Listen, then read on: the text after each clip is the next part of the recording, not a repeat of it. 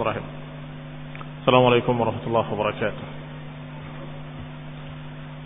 Innal hamdalillah nahmaduhu wa nasta'inuhu wa nastaghfiruh wa na'udzu billahi min shururi anfusina wa min sayyiati a'malina may yahdihillahu fala mudilla lahu wa man yudlil fala hadiya lahu wa ashhadu an la ilaha illallah wahdahu la sharika lahu wa ashhadu anna Muhammadan 'abduhu wa rasuluhu sallallahu alaihi wa ala alihi wa ashabihi wa tabi'in wa tabi'it tabi'in wa man tabi'ahum bi ihsanin ila yaumiddin. Ya ayyuhalladhina amanu taqullaha haqqa tuqatih wa la tamutunna illa wa antum muslimun.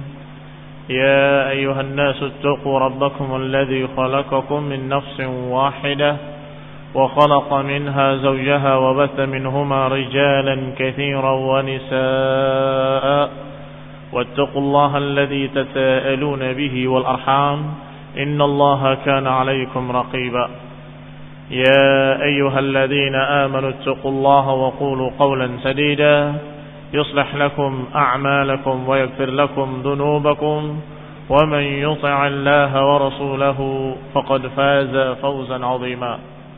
أما بعد فإن خير الحديث كتاب الله وخير الهدي هدي محمد صلى الله عليه وعلى آله وسلم وشر الأمور محدثاتها فإن كل محدثة بدعة وكل بدعة ضلالة وكل ضلالة في النار. إخواني في الدين أعزكم الله كمسلمين saya hormati wa ikhwani الطلبة rahimani wa rahimakumullah. Kita masih membahas tentang awal nasi islaman, orang-orang yang pertama masuk Islam, dari kitab Tahdhib Sirah Ibn Hisham, ringkasan Sirah Ibn Hisham rahimahullahu ta'ala, qala Abdus Salam Harun rahimahullah. Awal nasi islaman, yang pertama masuk Islam sudah dibahas kemarin, yaitu dari kalangan remaja adalah Ali bin Abi Thalib, yang merupakan ponakan Rasulullah sallallahu alaihi wa ala alihi wasallam. Dan ini memang Allah Subhanahu wa taala takdirkan Ali bin Abi Thalib dipelihara oleh Rasulullah SAW. Ketika Abu Thalib dalam keadaan kelaparan atau dalam keadaan susah untuk menghidupi anak-anaknya, maka kemudian diambil Ali bin Abi Thalib oleh Rasulullah SAW, dan Ja'far diambil oleh pamannya Abbas radhiyallahu ta'ala anhum ajma'in. Kemudian juga tentunya dari kalangan wanita adalah istrinya sendiri, Khadijah binti Khuwailid radhiyallahu ta'ala anha, yang langsung percaya setelah Waraqah ibn Naufal berkata bahwa hadan namus, bahwa yang datang kepadamu di gua itu adalah namus, yaitu Jibril yang pernah datang kepada Nabi Musa, bahwa engkau akan menjadi seorang nabi, dan engkau sungguh kalau diusir oleh kaummu, kami akan membelamu nasran mu'azzara, aku akan membelamu dengan sebenar-benar pembelaan kalau aku masih hidup nanti. Maka Rasulullah SAW terheran-heran, aw mukhrijiyahum, apakah mereka akan mengusir aku? Naam, kata Waraqah, tidak datang seseorang membawa seperti apa yang kamu bawa, illa udhiya, kecuali dia pasti akan disakiti dan diusir oleh kaumnya. Maka saat itu Khadijah langsung percaya bahwa ini adalah seorang Nabi sallallahu alaihi wa ala alihi wasallam. Dan juga dari kalangan budak, yaitu Zaid ibn Harithah, yang merupakan budaknya Khadijah yang diberikan kepada Rasulullah sallallahu alaihi wa ala alihi wasallam. Ketika dikatakan oleh orang yang memberikan kepadanya, ya ammah, ini ponakannya Khadijah, berkata kepada Khadijah, silakan pilih budak-budak yang kamu mau. Faqtarat Zaidan fa'akhadathu, maka dipilihlah Zaid, yaitu Zaid bin Harithah, dan dipelihara sebagai budak Khadijah. Fara'ahu Rasulullah SAW, maka Rasulullah SAW melihatnya, dan kemudian fastawhabahu minha fawahabathu, maka Rasulullah SAW meminta budak yang bernama Zaid tadi, dan kemudian diberikan oleh Khadijah. Fa'a'taqahu, setelah diberikan kepada Nabi, Nabi memerdekakannya. Bahkan bukan hanya memerdekakannya, wa tabannahu, menganggapnya sebagai anak. Dipeliharanya seperti anaknya sendiri. Wa dzalika qabla an yuha ilaihi, dan itu sebelum diwahyukan kepada Rasulullah SAW, wahyu yang pertama. Berarti sebelum jadi nabi. Sebelum Rasulullah SAW menjadi nabi, Zaid bin Harithah sudah dipelihara oleh Rasulullah SAW sebagai anak angkatnya.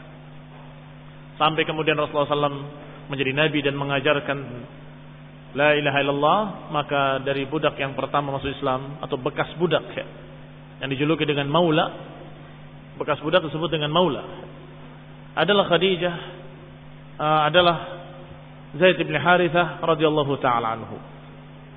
Tsumma aslama, kemudian masuk Islam pula dari kalangan laki-laki dewasa adalah sahabat kentalnya Rasulullah SAW, sahabat terdekatnya beliau, yaitu Abu Bakar ibni Abi Quhafah. Abu Bakar ismuhu Atiq, namanya Atiq. Wasmu Abi Quhafah, sedangkan bapaknya yang namanya Abi Quhafah itu kunyahnya, sedangkan namanya adalah Utsman. Berarti Abu Bakar Siddiq ibni Abi Quhafah namanya adalah Atiq ibni Utsman. Jangan terheran-heran ketika berkata seseorang dengan kalimat Atiq ibni Utsman adalah manusia terbaik, sahabat yang terbaik. Jangan kamu mengatakan, yang terbaik kan Abu Bakar Siddiq. Padahal itu nama lain, bahkan nama asli Abu Bakar Siddiq.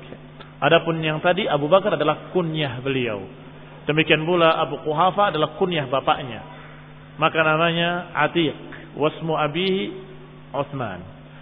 Falamma aslama Abu Bakar radhiyallahu taala anhu adhara islamahu wa da'a ila Allah wa rasulih. Ketika Abu Bakar masuk Islam, maka Abu Bakar langsung menunjukkan keislamannya dan mengajak sahabat-sahabatnya untuk masuk Islam. Wa kana Abu Bakar rajulan ma'lufan liqaumih. Dan Abu Bakar Siddiq memang seorang yang dekat dengan kaumnya. Ma'lufan liqaumih, ini orang yang disukai, supel, yang disukai oleh kaumnya. Muhabbaban sahlan, yang dicintai oleh mereka, dan urusan dengan Abu Bakar semuanya gampang, semuanya dimudahkan. Wa kana ansab Quraisyin li Quraisy, dan beliau adalah ansab Quraisyin li Quraisy. Maknanya ansab Quraisy, yang paling bernasab di Quraisy di antara orang-orang Quraisy. Tentunya paling bernasab maknanya turunannya turunan yang bagus, turunan yang baik. Sebagaimana Rasulullah SAW juga dari turunan yang mulia, juga Abu Bakar Siddiq dari turunan yang mulia juga. Wa a'lam Quraisyin biha, dan beliau Abu Bakar Siddiq adalah a'lamu Quraisyin biha, yang paling kenal tentang Quraisy. Nasab-nasabnya, turunan-turunannya adalah beliau.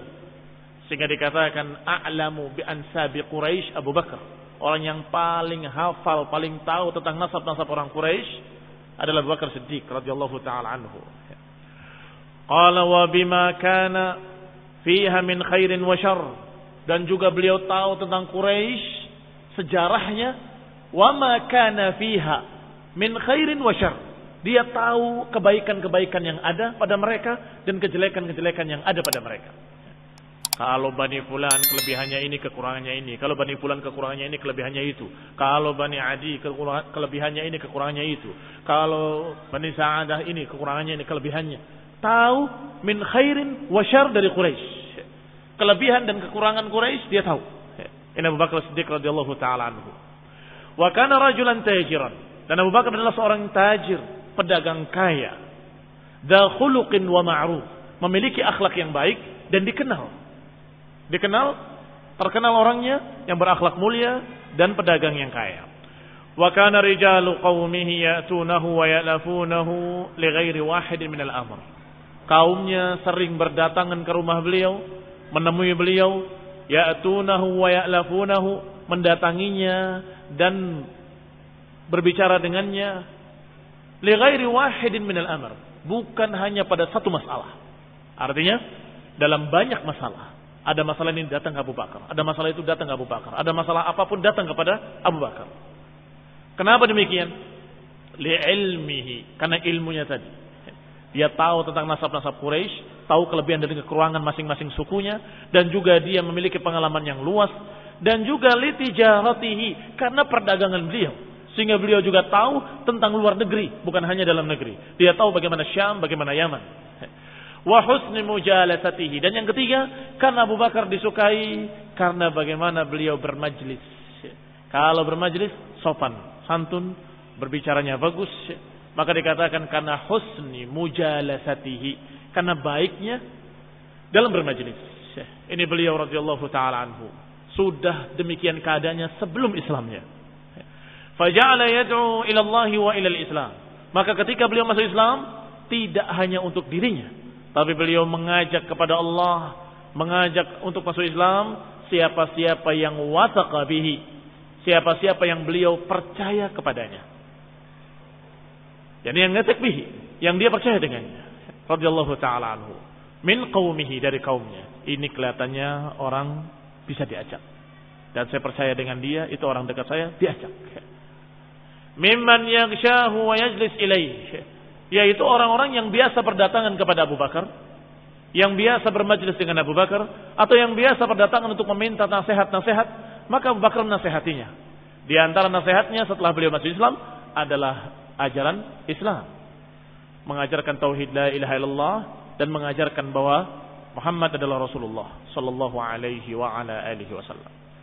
Maka masuk Islamlah di tangan Abu Bakar beberapa sahabat. Di antara yang masuk Islam melalui dakwahnya Abu Bakar Siddiq radhiyallahu taala anhu, fa aslama bi du'aihi, maka masuk Islamlah dengan dakwah beliau Utsman ibn Affan radhiyallahu taala anhu. Setelah Utsman ibn Affan, Zubair ibn al-Awwam radhiyallahu taala anhu. Juga kemudian Abdurrahman ibn Auf, wa Sa'ad ibn Abi Waqqas, wa Talhah ibn Ubaidillah. Berapa? 5 orang yang masuk Islam dengan dakwahnya Abu Bakar As-Siddiq radhiyallahu taala anhu. Fakana haula'in nafar ats-tsamaniyah alladziina sabaqun nas bil Islam. Maka merekalah yang 8 tadi. Siapa yang 8? 5 yang sudah kita sebut, yang masuk Islam karena tangan Abu Bakar atau karena dakwahnya Abu Bakar. Kemudian yang sebelumnya Khadijah, kemudian yang sebelumnya Zaid bin Harithah, kemudian yang sebelumnya Ali bin Abi Thalib. Berapa? 8. Maka 8 itulah yang dikatakan sabaqun nasi bil Islam, orang-orang yang terdahulu, yang paling pertama masuk Islam. 8 orang inilah yang pertama masuk ke dalam Islam bersama Rasulullah SAW. Fasallu wa saddaqu, maka mereka pun mengerjakan salat dan mereka bersedekah. Sebagaimana dikatakan tadi, yang namanya salat waktu itu tidak di Ka'bah. Karena Ka'bah waktu itu dikuasai oleh musyrikin Quraisy. Mereka menyembah berhala. Mereka bahkan meletakkan 360 berhala di sekitar Ka'bah. Rasulullah SAW salat di Syi'ib, di celah-celah bukit atau di antara bukit dengan bukit, yakni tersembunyi. Demikian keadaan mereka salat bersama Rasulullah sallallahu alaihi wa ala alihi wasallam. Dan tidak dijelaskan secara detail bagaimana tata salatnya, tata cara salatnya. Apakah seperti kita sekarang ini atau waktu itu masih sederhana? Wallahu ta'ala a'lam.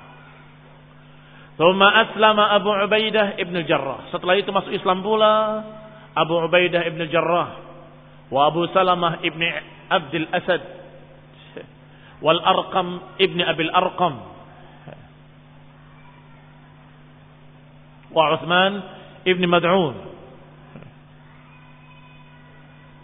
Arqam ibn Abil Arqam radhiyallahu taala anhu, yang waktu itu rumahnya dipakai oleh Rasulullah SAW untuk mengadakan pertemuan-pertemuan bersama para sahabat-sahabatnya untuk menerangkan tentang Islam kepada mereka.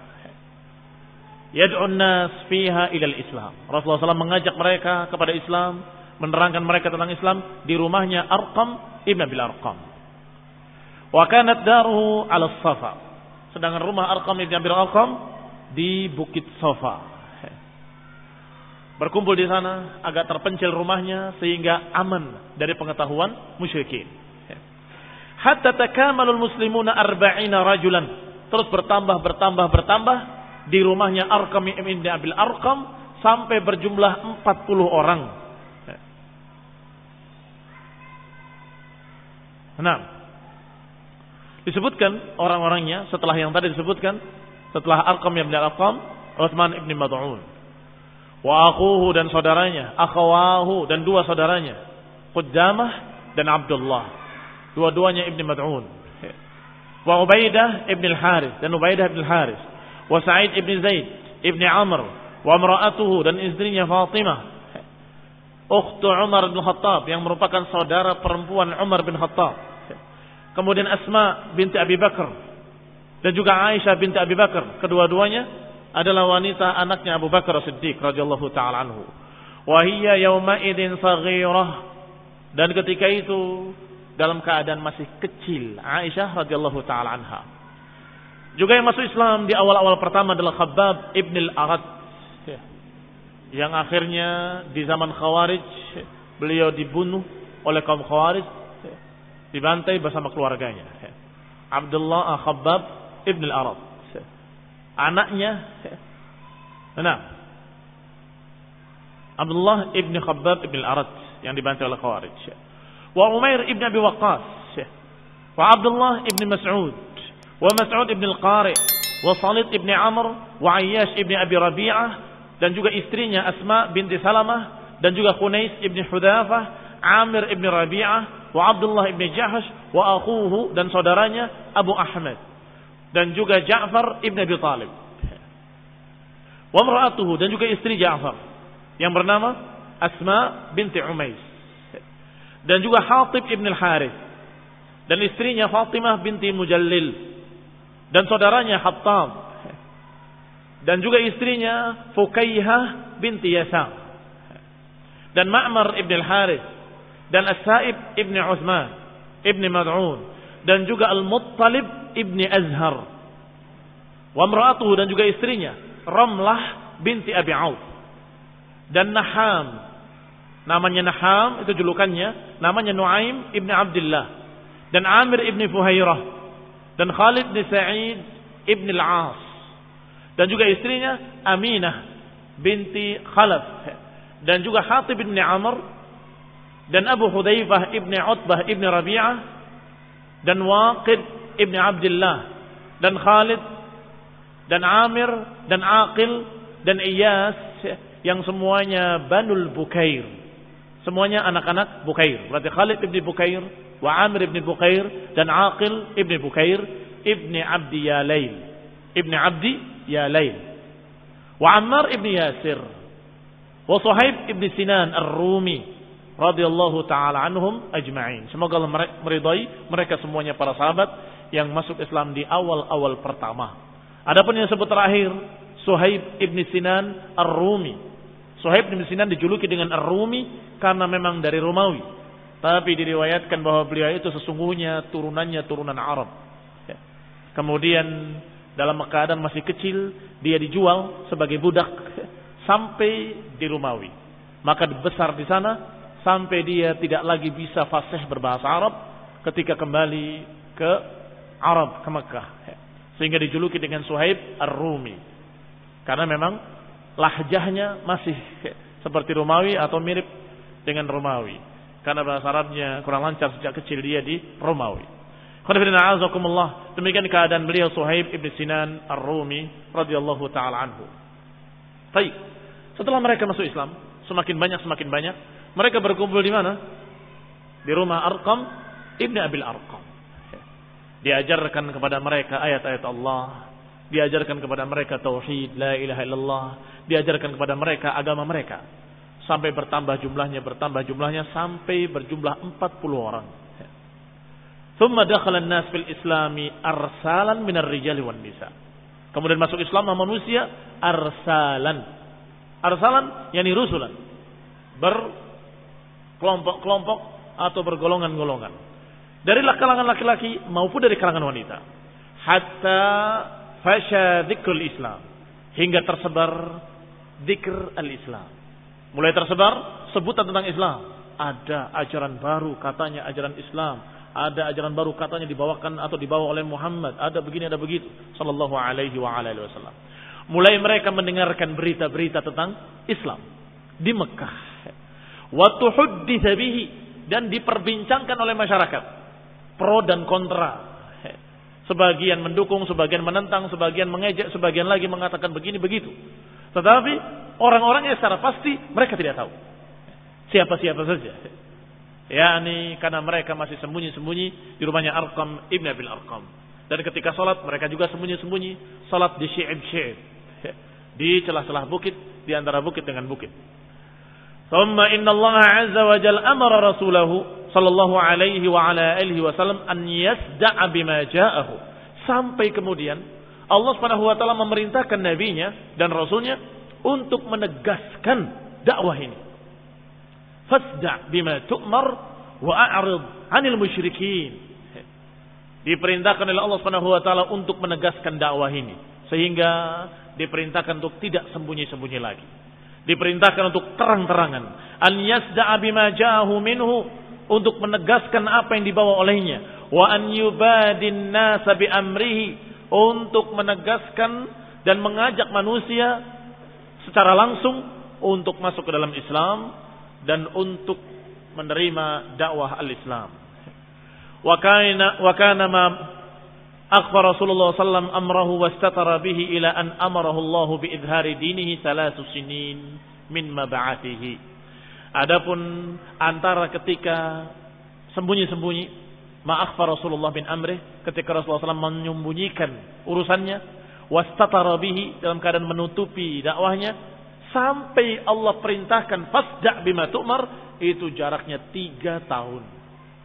Berarti yang masuk Islam tadi sampai sekitar 40 orang itu selama 3 tahun. 3 tahun Rasulullah SAW berdakwah, mulai masuk Islam semakin banyak, sampai kemudian turun ayat Allah Subhanahu wa taala, fasda' bima tu'mar wa a'rid 'anil musyrikin. Tegaskan apa yang engkau diperintahkan oleh Allah untuknya dan berpalinglah dari kaum musyrikin. Diperintahkan untuk tegas dan diperintahkan untuk berpaling dari orang-orang musyrik.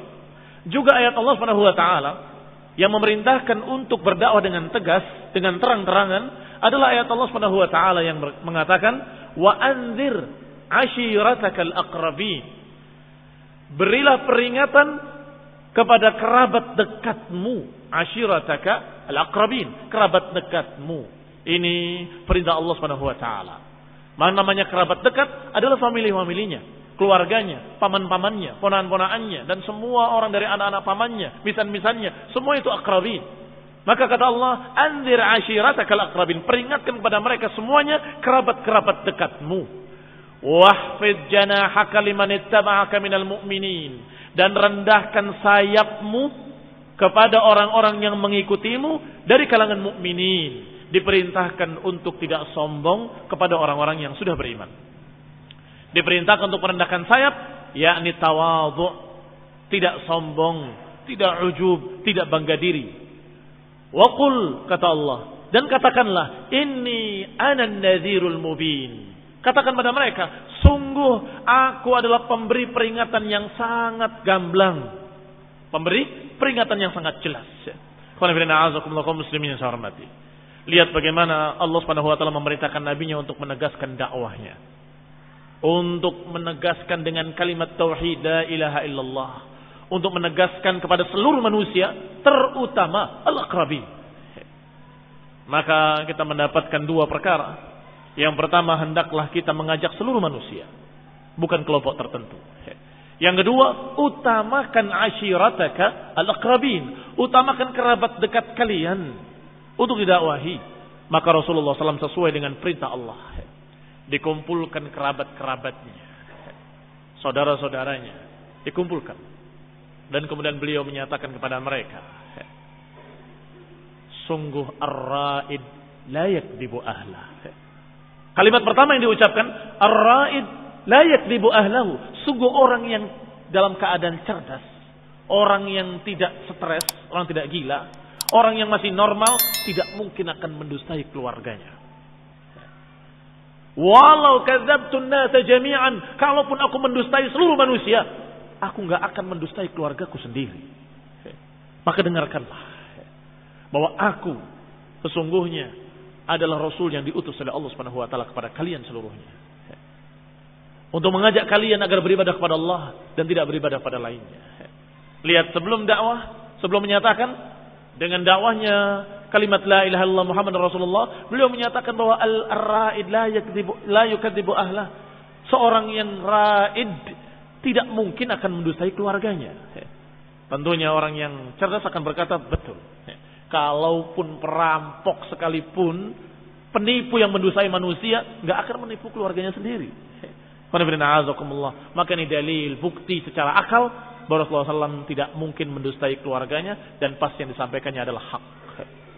Dan dikumpulkan semua manusia, dipanggil oleh Rasulullah SAW dengan kalimat yang biasa dipakai oleh mereka untuk mengumpulkan manusia untuk peperangan. Wasabahah, wasabahah. Kalimat wasabahah adalah kalimat yang biasa dipakai untuk mengumpulkan manusia ketika ada serangan musuh. Kalimat wasabahah artinya duhai pagi, duhai pagi. Tapi maknanya adalah pagi ini akan ada serangan besar. Rasulullah SAW memanggil dengan kalimat wasabahah, atau lebih tepatnya pagi ini ada berita besar yang biasanya berita serangan atau berita peperangan. Tetapi kebiasaan jahiliyah, mereka berlarinya sambil telanjang. Maka dijuluki dengan kalimat nadhirul uryan, pemberi peringatan yang telanjang. Kenapa? Supaya orang perhatian semua. Karena ini suatu yang jarang terjadi dan aneh. Sehingga kalau ada seorang yang telanjang berlari-lari dengan kalimat wasabaha, wasabaha, maka semuanya berkumpul. Yakin ini berita besar. Kalau bukan berita besar, nggak mungkin dia akan melakukan seperti itu. Tetapi Rasulullah Sallallahu Alaihi Wasallam, walaupun memanggil dengan kalimat wasabaha, tapi beliau tidak membuka auratnya. Walaupun Rasulullah menyatakan di hadapan mereka, Anan nadirul uryan, akulah pemberi peringatan yang telanjang, maksudnya bukan maknanya Rasulullah SAW berbuat seperti itu, bukan. Tetapi aku statusnya pemberi peringatan yang besar, lebih besar dari siapa-siapa yang biasanya memberikan berita dengan cara seperti itu. Karena dijuluki orang yang memberitakan dengan cara seperti itu dengan nadhirul uryan. Karena berita yang akan dibawa oleh Rasulullah SAW lebih besar dari sekedar serangan musuh. Lebih besar dari peperangan. Lebih besar dari segala sesuatu. Yaitu berita tentang la ilaha illallah. Maka tentunya karena yang berbicaranya adalah Rasulullah, tidak perlu melakukan apa yang dilakukan oleh jahiliyah, nggak perlu melepas pakaian seperti jahiliyah, nggak perlu. Kalimat itu diucapkan oleh seorang yang dikenal sebagai Al-Amin sudah cukup. Ini Al-Amin yang menyatakan wasabaha. Rasulullah yang tidak pernah berdusta, ma jarabnaka kadiba, yang tidak pernah berdusta sekalipun. Maka berduyun-duyun datang manusia seluruhnya, datang ke Bukit Safa. Yang biasa mereka memberitakan berita di situ, kumpul semuanya. Bahkan yang tidak sempat untuk datang karena sesuatu udzur, karena sakit dan sebagainya, dia akan mengutus utusannya, anaknya atau budaknya. Coba kamu ke sana, dengarkan berita apa yang terjadi. Ini berita besar. Segera. Yang tidak mampu menyuruh anaknya atau turunannya atau anak buahnya atau budaknya untuk mendengar. Setelah berkumpul semua, Rasulullah Sallallahu Alaihi Wasallam berkata kepada mereka, kalau aku katakan kepada kalian bahwa di balik bukit ini ada musuh tentara yang akan menyerang kalian pagi ini, akuntum musaddiqiyah, apakah kalian percaya kepadaku? Semuanya menjawab serentak dengan jawaban yang sama. Dikatakan, ma jarrabnaka kadhiba, sungguh kami percaya. Ma jarrabnaka kadhiba, karena kami tidak pernah mendapatimu berdusta. Kami percaya semuanya karena kami tidak pernah mendapati engkau berdusta kepada kami. Maka setelah itu kata Nabi alaihi salatu wassalam, ketahuilah, aku memberitakan berita yang lebih mengerikan daripada itu. Sesungguhnya aku memberitakan ancaman api neraka di hadapan kalian. Yani bukan hanya memperingatkan dari bahaya musuh, tapi aku memberitakan bahaya dari api neraka yang akan mengadab kalian kalau kalian tetap dalam keadaan syirik kalian. Kemudian diajarkan tauhid, ibadahlah kepada Allah dan jangan beribadah pada lainnya. Qulu la ilaha illallah tuflihu, ucapkan tidak ada yang berhak diibadahi kecuali Allah, maka kalian selamat. Ana Rasul, aku adalah Rasul al-Mubin, seperti kalimat ini. Wa qul inni an-nadhirul mubin. Inni an-nadhirul mubin, sungguh aku adalah pemberi peringatan yang sangat gamblang bahwasanya baina yaday adzabis syadid, di hadapan adab yang sangat pedih. Ketika Rasulullah SAW mengucapkan kalimat la ilaha illallah dan mengucapkan anni Rasulullah, mulailah mereka gelisah. Yang tadinya berkata kami percaya, setelah ucapannya seperti itu mereka gelisah. Dan berkatalah Abu Lahab dengan kalimat yang lantang mengatakan pada Rasulullah, tabban laka ya Muhammad, alihada jama'tana, celaka engkau wahai Muhammad, apakah hanya untuk ini kamu mengumpulkan kami? Karena menurut kacamata Abu Lahab, bahwasanya berita ini berita tidak penting, bukan seperti berita peperangan atau serangan. Padahal berita ini a'zam, lebih besar, lebih penting daripada sekedar berita peperangan. Alaysa kadzalik. Tapi karena kacamata orang musyrik ini, dia menganggap ini tidak sepele. Apa hanya untuk itu kamu mengumpulkan kami seperti ini? Dengan memanggil wasabahah dan kumpul semua kaum di sini hanya untuk mengatakan seperti itu. Kalimat yang diucapkan oleh Abu Lahab yang kurang ajar kepada Rasulullah SAW dengan mengatakan tabban laka ya Muhammad alihada jama'tana, ini dibalas oleh Allah langsung min fawqi sab'i samawat. Tabbat yada abi lahabin wa tab, sungguh celaka kedua tangan Abu Lahab dan celakalah dia. Sampai pada kalimat sayasla naran dzata lahab, sungguh pasti dia akan masuk neraka yang menyala-nyala, dzata lahab yang memiliki lidah-lidah api. Dijawab langsung oleh Allah. Waliullah dibela oleh Allah Subhanahu wa taala.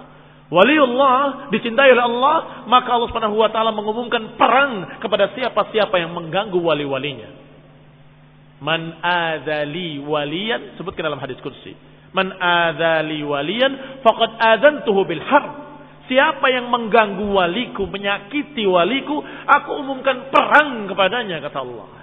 Maka ketika Abu Lahab menyatakan tabban laka ya Muhammad, maka Allah jawab, tabbat yada abi lahabin wa tab, ma aghna anhu maluhu wa ma kasab, sayasla naran dzata lahab. Celaka kedua tangan Abu Lahab dan celakalah dia. Dan gak akan bermanfaat semua hasil usahanya. Dan dia pasti akan masuk neraka yang menyala-nyala. Lihat, sudah dipastikan sayasla naran, pasti akan masuk neraka. Artinya apa? Pasti tidak akan masuk Islam. Sebab kalau Abu Lahab masuk Islam, akan diampuni semua dosanya, sekafir apapun. Tetapi ayatnya mengatakan sayasla naran, pasti akan masuk neraka. Berarti dia tidak akan taubat. Dan ini bukti bahwa ayat tadi bukan dari Rasul, tapi dari Allah Subhanahu wa taala yang diturunkan kepada Rasulullah SAW.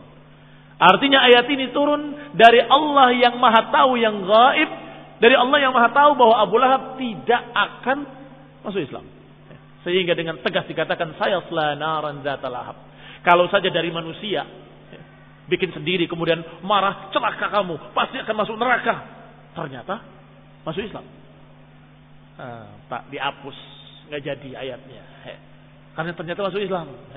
Iya kan? Kalau bikinan manusia. Tapi kalau bikinan Allah, dikatakan ucapan Allah, bukan bikinan Allah. Karena Allah tidak membuat ayat, tetapi mengucapkan ayat. Maka kalamullah ini, ucapan Allah ini, bermakna bahwa dia tidak akan masuk Islam sampai matinya, dan dia akan terbunuh. Dan benar apa kata Allah. Benar apa kata Allah, sadaqallahul azim, bahwa Abu Jahal, Abu Lahab ini terbunuh di dalam perang Badr dengan terhina. Kembali kepada ucapan penulis dalam Tahdhib Sirah Ibn Hisham. Wa kana ashabu Rasulillah sallallahu alaihi wasallam idza sallu dhahabu asy-syi'abi fastaghfau bi salatihim min qaumihim.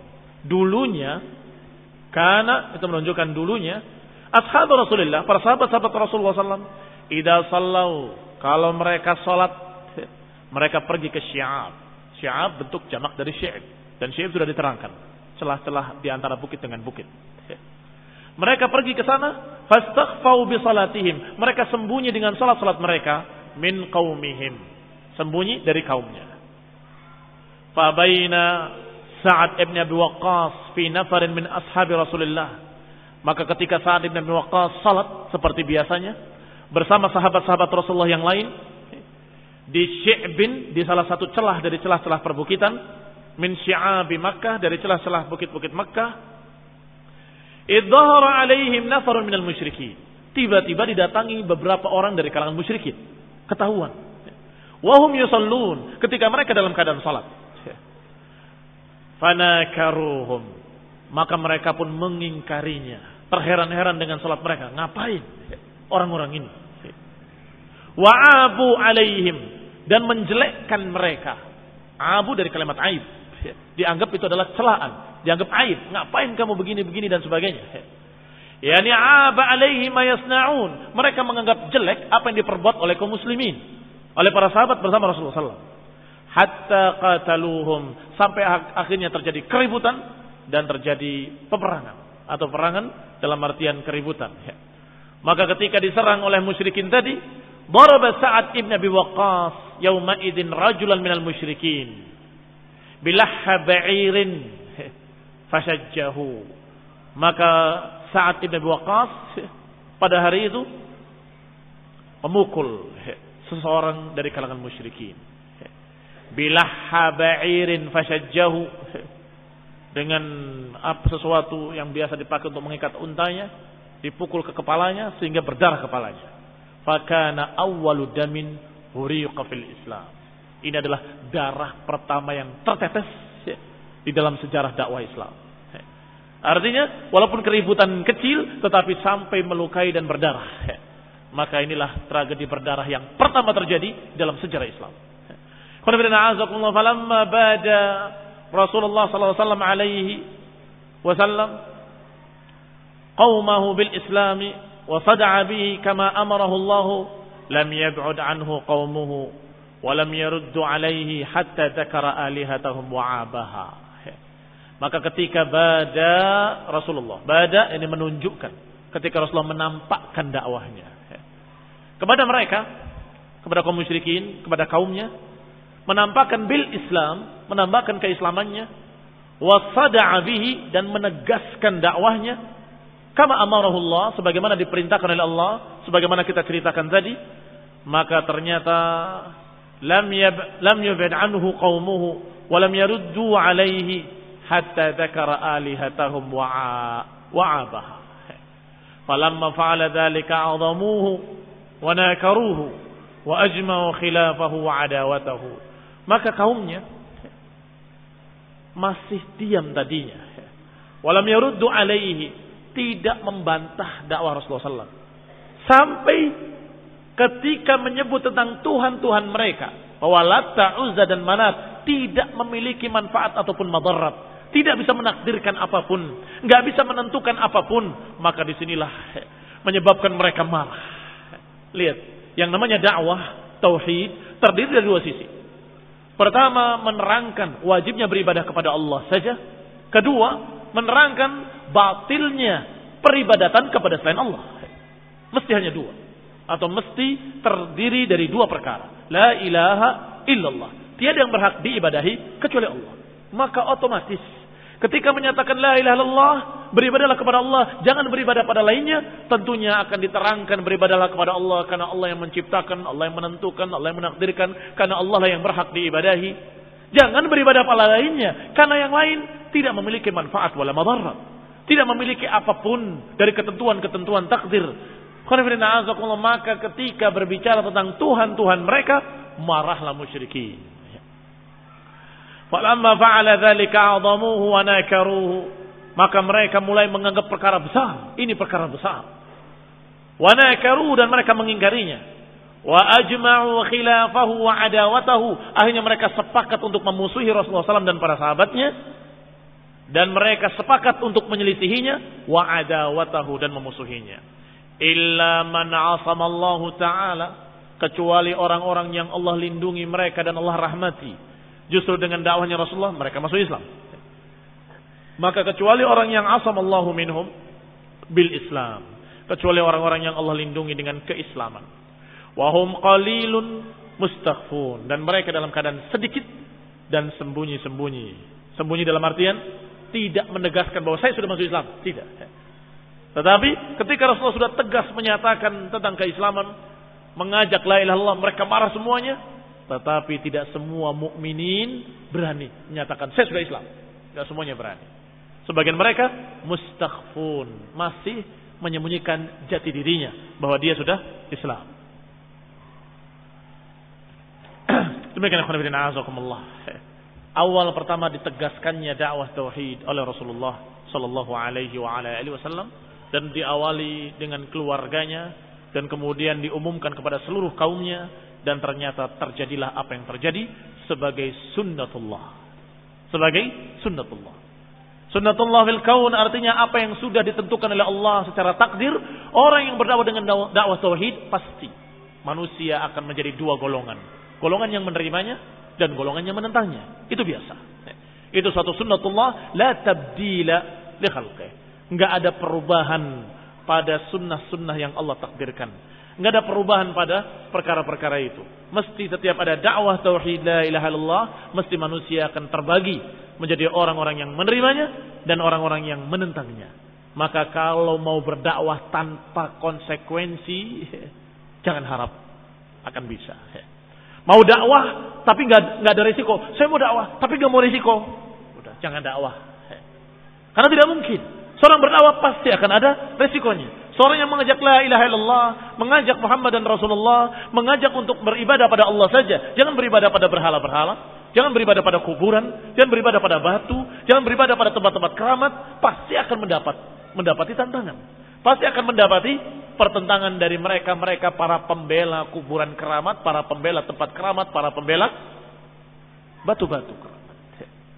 Demikian pula ketika kita berbicara, peganglah sunnah, hidupkanlah sunnah, jangan lepas dari sunnah, jangan mengerjakan bid'ah, pasti kita akan mendapati dari manusia pro dan kontra. Sebagian menerima orang-orang yang Allah berikan hidayah kepadanya karena ini adalah hak. Tentunya ucapan Rasulullah di atas ucapan manusia. Tetapi sebagian mereka para pembela kesesatan dan kebid'ahan pasti akan menentang. Dan inilah yang dikatakan sunnatullah. Nasallahu taufiq wal afiyah. Subhanakallah wa bihamdik asyhadu an la ilaha illa anta astaghfiruka wa atubu ilaik. Assalamualaikum warahmatullahi wabarakatuh. Assalamualaikum warahmatullahi wabarakatuh. Assalamualaikum warahmatullahi wabarakatuh.